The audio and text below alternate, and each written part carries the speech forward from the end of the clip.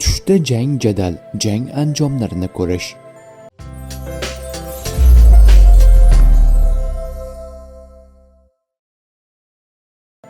Tushda jang va jang anjomlarini ko'rish yaxshilikka yo'yiladi. Nayza va shunga o'xshash qurollarni ko'rish to'g'ri yo'ldan yurish va bolalardan muruvvat ko'rish deb ta'bir qilinadi. Qalqon va shunga o'xshash himoya anjomlarini ko'rish falokatdan qutulishga ishoradir. Xanjar va pichoq ko'rish g'alaba daragi. Tushda qilich ko'rish maqsadga yetishishga ishora sanaladi.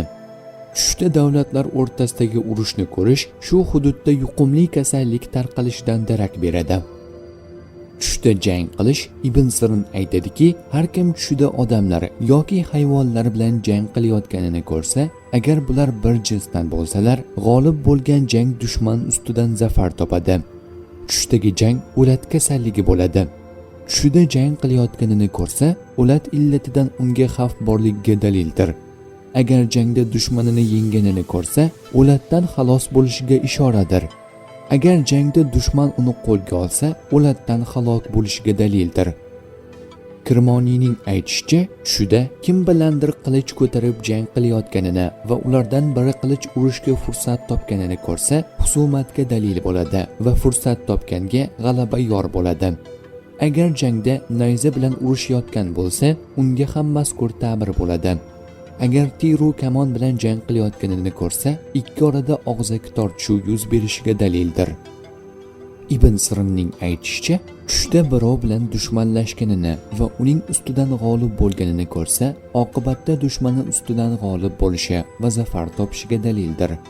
Dushmani o'zi ustidan g'olib bo'lganini tush ko'rsa, yuqoridagining aksi bo'ladi. Kirmoniyning aytishicha, tushda yurt hokimi bilan husumatlashganini yoki uning ustidan g'olib bo'lganini ko'rsa, hokimdan foyda topishiga dalildir. Agar buning aksini ko'rsa, hokimdan ranj yetishini bildiradi. Agar podshoh oldiga janjal uchun borganini ko'rsa, hojati ravo bo'lishiga ishora bo'ladi. Jobir Mag'ribiy aytadiki, tushdagi odamlar bilan sababsiz husumatlashishni ko'rish odamlar undan g'am chekishlariga dalildir. Chunki u odamlarga ozor berishni istovchi kishidir. O'zini o'zi urish aybidan azoblanish, sog'ligi to'g'risida qayg'urishi lozim.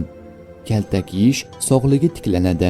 Tananing ma'lum joyiga biror narsa bilan urishni takrorlanishi o'sha joyni masaj qilish kerakligini bildiradi.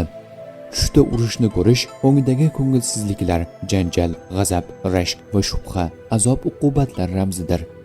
Urushni ko'rish bu jismoniy yoki ruhiy jarohat xavfli belgisi, ichki zo'riqish, janjal, organizmning hayotiy muhim vazifalari qattiq kasallanishi mumkinligidan dalolat qiladi.